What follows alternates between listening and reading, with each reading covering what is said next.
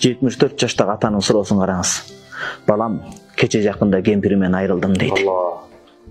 Мен кемпириме Куран хатым кылып ортолоп калдым 15 барага келип. Мен окуй берейинби же токтотуп турайынбы тажвидти толуп бүтмөйүнчө. Эгерде мен тажвидим ката болсо, хатымым жетпей калбайбы аялыма, кемпириме деп суроо берди да тууган. Кудай Тааладан көзүмө жаш алып дуа кылдым дечи, мени бизге да ошондой каарылык, махабат сүйүүнү бер депчи.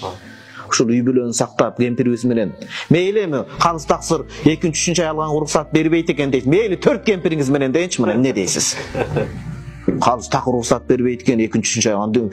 Биз кимбиз уруксат бербеген? Биз айтабыз, Кудайдан корк, шартынан корк деп атабыз. Ошо кемпириңиз менен каарыган дээрчип умрага барсаңыз, Ажыга барсаңыз, Лондонду кыдырсаңыз, эмне өнүгүү болуп атат? Китапканасын көрүп чыгалчы.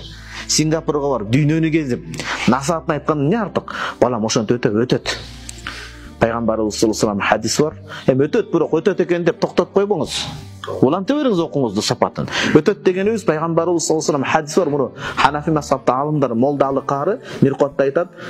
Куранды окуп, валлади ятата'тагу. Куранды окуп тили келбей кыйналган адамга 2 сабап бар. Куран окуган үчүн, кыйналгандык үчүн. Бирок Куранды чебер окугандар аларды бийик албетте, периштелер менен.